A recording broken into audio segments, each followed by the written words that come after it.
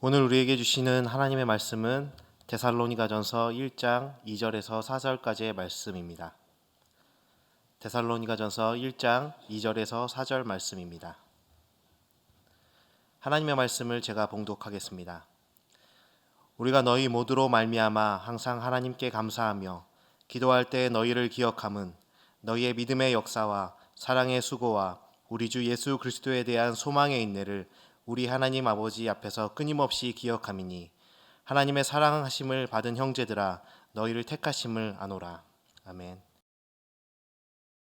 대림절 첫째 주일입니다.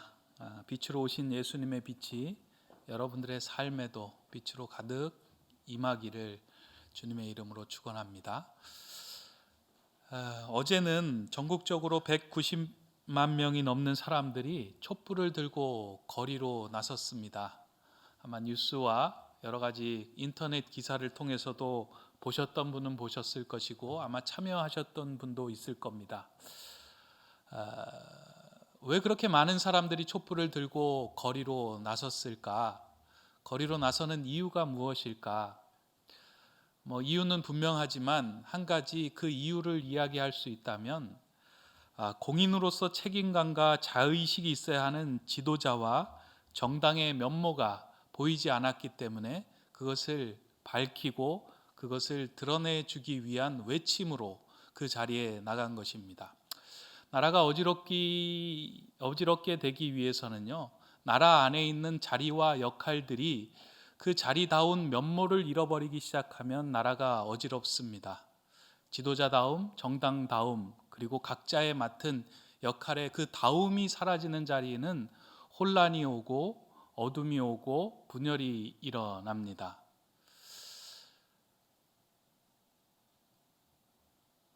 제가 이제 장면을 보면서요, 또 한 장면에서 인터넷에서 본 장면을 보면서 한 청년이 시위를 하고 난 그 자리를 청소하기 위해서 비닐봉지를 사서 그 비닐봉지에 시위한 것을 모두 담기도 하고 아니면 쓰레기통을 메고 가면서 그 시위한 것들을 주워 담는 모습을 보면서 참 진정한 청년다운 모습이다 하는 생각을 했습니다. 다움이 회복되면 그 자리에 기쁨과 회복이 생기고요, 다움이 회복되지 않으면 그 자리는 분열이 생깁니다. 만약에 부모가 자녀를 낳고 부모다움을 갖지 못하면 그 부모는 고통을 받습니다. 그러나 부모다운 그 부모님의 역할을 감당할 때 자녀들은 기쁘고 행복하게 자라날 수 있습니다. 교회도 마찬가지입니다. 교회가 교회다움을 잃어버리기 시작하면 교회 안에 그리고 세상으로부터 교회는 손가락질을 받거나 교회는 하나님의 나라를 전할 능력을 잃어버리게 됩니다.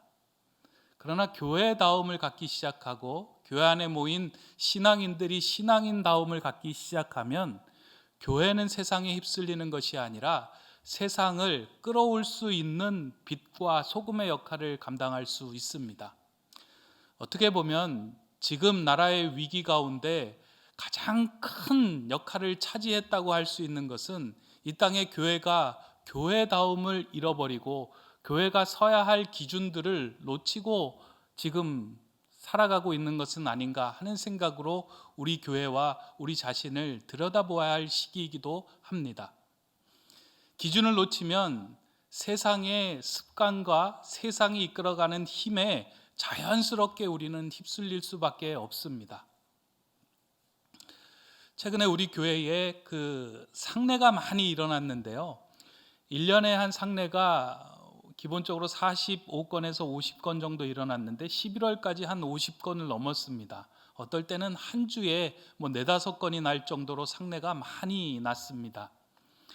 제가 그 상례에 간혹 이제 집례를 하면서 장례식장에 가보면 기독교인의 장례식임에도 불구하고 기독교적이지 않은 요소가 들어와 장례식장을 차지하는 것을 가끔 볼 때가 있습니다.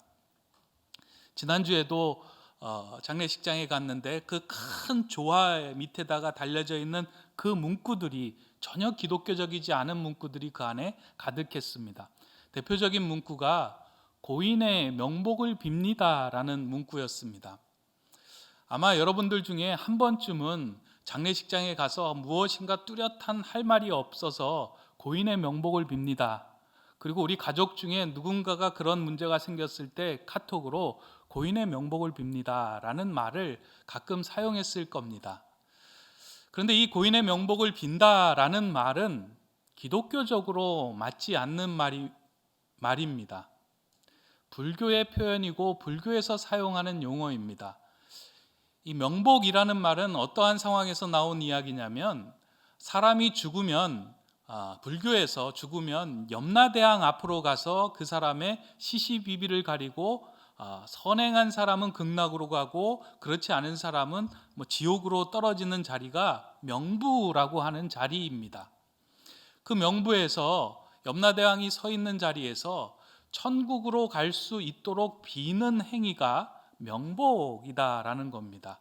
그 명부에 이름이 있고 그 명부에 이름이 올라서 너는 그래 선행을 했으니 이제부터 극락으로 갈 거야 하는 그 자리, 그것이 명부이고 그것을 비는 것이 명복을 빈다라는 의미입니다.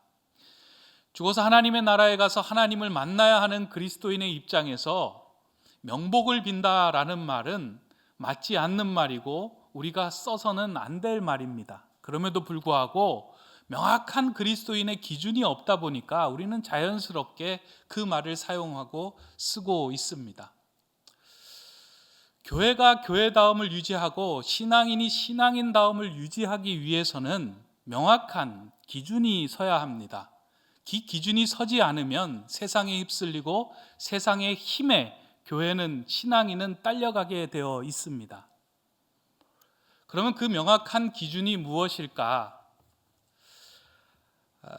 기독교 미래학자인 최윤식 목사님은 한국교회 미래 지도라는 책에서 기독교의 미래를 고민하고 연구하면서 한국교회가 미래에 교회다움을 회복하기 위해서 가장 시급하고 필요한 것이 무엇이냐, 그에 대해서 이제 세 가지로 이야기를 했습니다.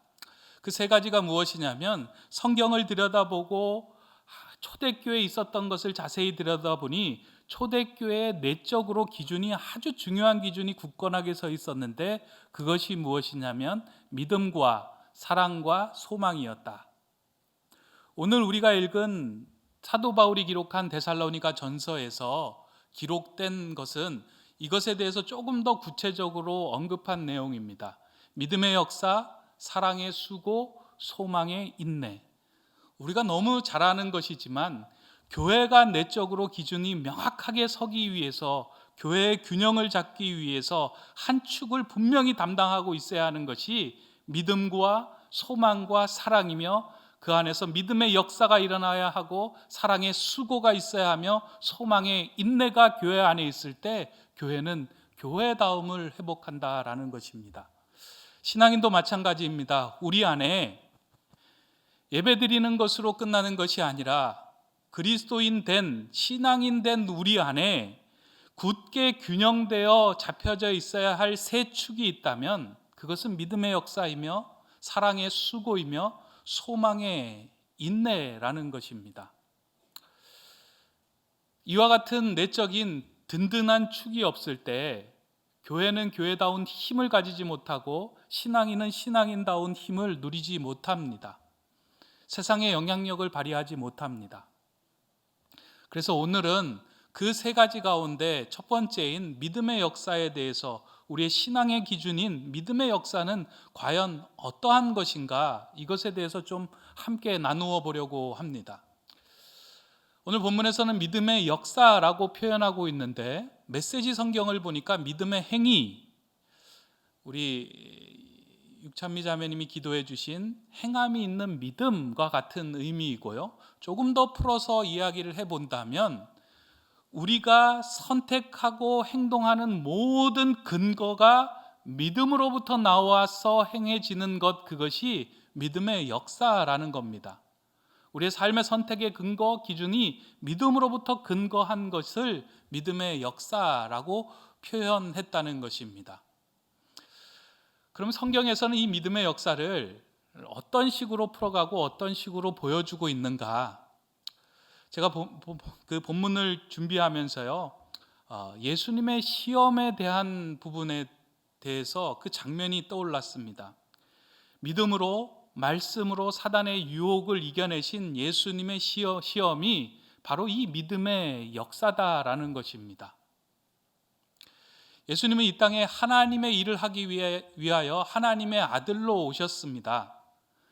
그런데 이 일을 하는 하나님의 아들로 온 예수님이 지금부터 이제 어떠한 기준을 가지고 어떠한 길에 서서 살아가야 할 것인가, 그것을 명확하게 보여준 것이 이 세 가지 시험인데요. 그 세 가지 시험 속에서 예수님은 명확한 자신의 길을, 그리고 믿음의 기준을 보여주고 있습니다. 나는 하나님의 아들이어서 이 길로 간다, 나 하나님의 일은 이것이다 라고 선택하며 보여준 것이 이 세 가지 시험입니다. 세 가지 시험은 여러분들이 아마 잘 알고 있을 겁니다. 그래서 오늘 목사님이 세 가지 시험 설교하는가 보다, 이거 뭐 어려서부터 다 알고 있는 거 아니야? 돌로 떡을 만들라, 성전에서 뛰어내려라, 나한테 절을 하면 세상을 주겠다, 그냥 이렇게 생각하고 생각을 접지 마시고요, 닫지 마시고, 예수님이 이 일을 통하여 결단하신 것은 무엇이며 왜 사단은 이 유혹을 하여 예수님의 마음을 건드리고 계시는가, 오늘 이 유혹은 우리에게 어떤 의미가 있는가, 그런 마음으로 한번 이 본문을, 그리고 이 이야기를, 말씀을 함께 들어보고 나누어야 합니다. 첫 번째, 예수님이 받으셨던 시험은 돌로 떡을 만들라라는 시험입니다. 40일 금식한 후에 예수님이 광야에 섰을 때 사단이 예수님을 찾아와서 이야기합니다. 돌로 떡을 만들어라. 단순하게 생각하면 그냥 배고프니까 너 돌로 떡 만들어가지고 그 떡을 먹으며 내 허기를 채워라 라고 우리는 들릴 수 있고 볼 수 있습니다. 그런데 이 유혹은요, 그렇게 단순한 것이 아닙니다. 이 땅에 하나님의 일을 하러 온 예수님께서 그 하나님으로 받은 능력과 그 대단한 은사들을 하나님의 일을 위해서만 사용하는 것이 아니라 너의 육신과 너의 허기진 배기를 위해서 채우는 것도 괜찮으니 그 일을 감당하라 라고 이야기를 합니다. 육신의 한계에서 정말 너가 하나님을 전적으로 신뢰하며 그 길로 나갈 것이냐, 아니면 적당히 하나님의 일을 하면서 내 배도 채우는 삶을 살아갈 것이냐, 그에 대해서 예수님은 명확하게 말합니다. 사람이 떡으로만 살 것이 아니라 하나님의 입으로부터 나오는 말씀으로 살 것이다. 하나님의 능력과 하나님의 일을 위해서 나에게 떡을 채워주는 삶이 아니라 하나님의 입으로부터 나오는 모든 말씀으로 하나님을 전적으로 신뢰하며 나는 살 것이다 라고 고백하며 이 유혹을 물리칩니다. 교회가 교회다움을 잃어버리는 시점이 어디냐면 하나님의 일을 빙자하여 내 사리사욕을 채우려고 할 때입니다. 하나님의 일을 하면서 여전히 세상의 유혹에 사로잡혀서 내 욕심을 채우고자 하는 눈으로 사람을 바라보고 환경을 바라보고 주위를 바라볼 때입니다. 하나님의 일 이 정도 했으니 내 욕심 채워도 되는 거 아니냐라고 생각을 하면서 그 욕심의 자리에 머물러 있는 것입니다. 오늘 교회는 여기서부터 자유롭지 못했습니다. 많은 교회들이, 목사님들이 고생하고 개척을 하여서 교회를 크게 성장하고 교회가 건강한 교회로 이루어 갔는데 그 마지막이 안 좋은 이유가 무엇이냐면 내가 이렇게 애쓰고 내 전 재산을 들여서 이렇게 키웠는데 여기에서 내가 누려야 하고 내가 얻어야 할 것 있지 않겠느냐 하는 마음으로 그 교회에 내 욕심을 채우고자 하는 마음을 한없이 쏟아부을 때 문제가 생겨나고 어려움이 생겨납니다. 그 속을 자세히 들여다보면 내 모든 것을 다 투자해서 교회를 위하여 애쓰고 교회를 위하여 노력한 것은 하나님의 능력으로 된 것이 아니고 하나님의 일을 하기 위해서 된 것이 아니고 내 노력과 내 애씀으로 인해서 이루어진 것이니 내 욕심을 채워도 무방한 것이다 하는 그 마음들이 우리 안에 있다는 겁니다. 유혹은 사람들이 봉사를 열심히 하고 사역에 집중할 때 찾아옵니다. 적당하게 교회에서 사역하는 사람에게는 유혹이 없습니다. 자신의 온몸을 바치지 않고서는 유혹이 오는지조차도 모릅니다. 그러나 예수님은 40일 금식하며 하나님의 일을 가겠다고 하는 그 시점에 유혹하러 다가온 그 사단에게 나는 이 육신의 한계가 있는 상황 속에서도 하나님을 전적으로 신뢰하며 내 육신을 채우는 일로 나아가지 않겠습니다 하며 고백한 것입니다. 오늘 이 자리에서 말씀을 듣고 예배하는 청년들의 마음속에 이 기준이 분명히 섰으면 좋겠습니다. 앞으로 각자의 자리에서 세상 곳곳에서 그리스도인으로 여러분들이 심겨질 것인데, 이 기준이 무너지기 시작하면 사회가 무너지고 극심한 위기가 다가오는 통로를 열어주는 겁니다. 적당한 자리에서 하나님 일을 했으니 내 욕심 채우는 것도 이거 하나님의 은혜로 된 거 아니냐, 거기에 눈을 뜨고 밝히 살아간다면 오늘 우리가 겪고 있는 이 어두운 모습을 우리 때문에 만들어가고 있다라고 해도 과언이 아니게 됩니다. 저는 이 믿음의 기준이 저와 여러분에게 있어서 분명하게 섰으면 좋겠습니다. 목회자는 목회자로, 성도는 성도로, 그리고 각자의 일을 맡은 자는 일을 맡은 자로서 그 기준이 저와 여러분에게 분명하게 세워질 때 교회는 교회답고 신앙인은 신앙인다운 그 능력을 회복시킬 수 있습니다. 이게 첫 번째로 받은 예수님의 시험이고 유혹이었습니다. 그럼 두 번째로 받은 시험은 무엇인가? 그 시험은 성전 꼭대기에서 뛰어내리라는 것이었습니다. 하나님의 아들로 이 땅에 오셨고 하나님의 능력을 소유한 예수님께서 성전 꼭대기에서 뛰어내리는 일은 그리 어려운 일이 아니었을 겁니다. 근데 왜 그런 일들을 사단은 예수님에게 시키고 그것으로 유혹을 하려고 했을까? 성전 꼭대기에서 뛰어내리면 많은 사람이 예수님을 주목했을 겁니다. 하나님의 일을 하면서 훨씬 편하게 그 일을 해나갔을 겁니다. 와, 성전 꼭대기에서 뛰어내린 사람이야. 그러니 저분은 하나님의 아들이야. 자신을 과시하며 그 꼭대기에서 뛰어내리는 모습을 통해서 하나님의 일을 마음껏 한다고 생각하며 그 길로 나갈 수 있었을 겁니다. 그런데 예수님은 주 너의 하나님을 시험하지 말라 하고 그 성전에서 뛰어내릴 것을 거부합니다. 어떻게 보면 대단한 것을 거부한 겁니다. 쉽게 일을 풀어갈 수 있는 걸 거부한 겁니다. 그냥 묵묵하게 쉽게 일을 풀어갈 수 있는 일을 내려놓고 묵묵하게 바보처럼 그 고난과 고통의 십자가의 길을 걷겠다고 정면 승부한 것이 이 유혹에 맞서는 예수님의 기준이고 믿음의 역사였습니다. 오늘 우리의 신앙의 모습이 이 유혹에 넘어질 때가 참 많이 있습니다.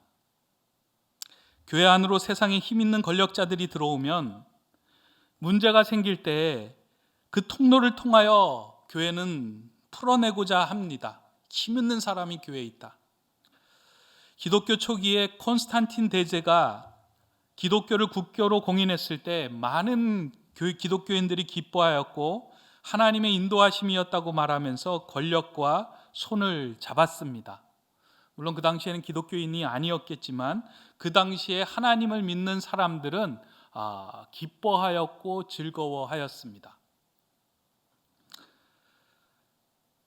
하나님의 뜻 가운데 이렇게 세상의 권력과 손을 잡게 했고 우리 기독교가 그 권력을 입고 세상에 영향력 있는 종교로 설 수 있다라고 생각을 했습니다. 그런데 그 순간부터 사실 교회는 교회다운 힘을 잃어버렸습니다. 예수님의 길, 십자가의 길이 아니라 세상의 길을 따르는 순간 세상의 시각에서 보았을 때, 세상의 시각으로 내 자신을 보았을 때 온전치 못한 것들에 사람들이 쓰러지고 넘어지고 패배해지고 말았습니다. 이런 겁니다. 세상의 길을 갈 때는 그 목적이 성공과 부유와 내 모든 명성들이 기준이 됩니다. 그래서 그것이 채워지지 않을 때는 실패한 것처럼 여겨집니다. 이 세상의 길에서 나의 삶을 들여다보기 시작하면은요, 이 땅에 성공한 사람 몇몇 외에는 늘 실패하고 불합리한 삶에 살아가는 존재밖에 생각할 수가 없습니다. 그러나 십자가의 길을 생각을 하고 하나님의 일, 하나님의 자녀의 길에서 들어설 때 우리가 살아가고 있는 이 시점에서 겪게 되고 느끼게 되고 누리게 되는 모든 일들을 새로운 시각으로 보게 됩니다. 교회 봉사하면서 왜 내 일이 안 풀리지? 왜 내 일이 어렵지? 나는 왜 성공하지 않지? 이렇게 생각한다면 이미 우리는 세상의 기준에 물들어 있는 겁니다. 교회 일을 하는 것이 어렵습니다. 힘듭니다. 피하고 싶습니다. 여러분들 청년부에서 청년부 한 순을 섬기는 그 순장으로서 사역을 하면서요, 너무 편하고 너무 즐겁다면 생각해 봐야 합니다. 힘들고 어렵고 고민이 되고 하나님을 의지하게 되는 그 눈물의 기도가 절절하게 넘쳐나온다면 제대로 가고 있는 겁니다. 우리 삶도 마찬가지입니다. 어느 길에 서서 어떻게 바라보느냐에 따라서 그 일이 달라집니다.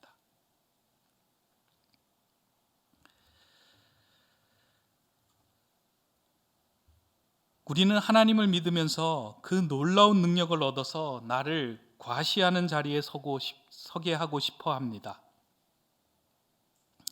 그건 목회자에게 있어서도 가장 큰 유혹 가운데 하나입니다.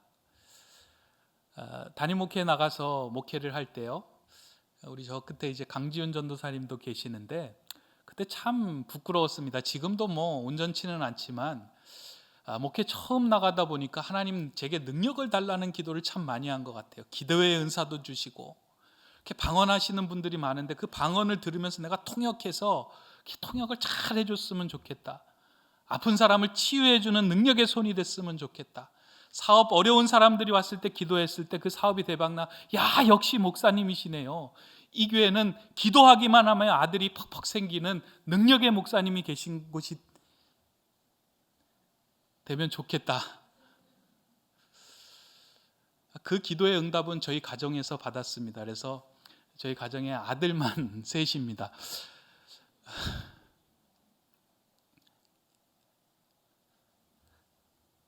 하나님의 힘을 이용해 내 능력을 과시하고 싶었던 마음들이 우리 안에는 존재합니다. 자세히 들여다보면 하나님 일을 한다고 하면서 나를 드러내고 싶었던 그 기준들이 우리 기준 안에 있어서 여전히 세상적인 기준으로 우리는 모든 걸 판단하고 평가하며 쓰러지고 휩쓸리게 됩니다. 그러나 예수님께서는 그 과시함을 내려놓고 무력하게 묵묵하게 나는 십자가의 길을 걷겠습니다 하며 그 길을 따르지 않았습니다. 결국 예수님께서 걸어가셨던 그 십자가의 길이, 그 나약하고 무력해 보이는 길이 온 인류를 구원하는 능력의 길이었고 생명을 살리는 힘의 길이었습니다. 저는 오늘 이 기준이요, 여러분과 저의 마음속에 다시금 새겨졌으면 좋겠어요. 어디로 돌아가야 할지 모르는 상황 속에서, 어디서부터 기준을 세워야 할지 모르는 상황 속에서 돌아가서, 야 이거 내가 성전에서 뛰어내려서 하나님 목 졸라가지고 내가 원하는 것을 얻는 그런 신앙 아니야? 그런 종교 아니야? 하나님 뜻에 굴복하는 것이 신앙인데 지금 나의 종교가, 나의 믿음이, 나의 신앙이 제대로 가고 있는 것인가? 그것을 바라보는 그 믿음의 기준, 믿음의 역사가 저와 여러분 안에 새겨지기를 원합니다. 마지막으로 세 번째 시험은 사탄에게 경배하면 세상의 모든 것을 주겠다는 유혹입니다. 이 시험의 의도는 하나님을 팔아서 세상을 얻지 않겠냐는 유혹으로 우리는 읽어가야 합니다. 다시 말하면 하나님의 일을 위해서 이 땅에 오신 예수님의 목적을 확인하는 질문이 이 세 번째 질문입니다. 하나님의 일을 하면서 이 땅에서 명성도 얻고 소유도 얻고 모든 것이 잘 되는 것이 너의 목적 아니냐? 그렇다면 어렵게 십자가의 길로 가지 말고 사단에게 경배하면 그 목적을 모두 이루어 주겠다라고 유혹한 것입니다. 매력적으로 들리지 않습니까? 내 영혼을 팔아서라도 내가 이 땅에서 얻어야 할 것들을 얻을 수만 있다면 그리로 가겠습니다. 예수님께서는 이와 같은 유혹에 오직 주 너의 하나님을 경배하라, 오직 주 너의 하나님을 섬기라 라는 말로 이 유혹을 물리칩니다.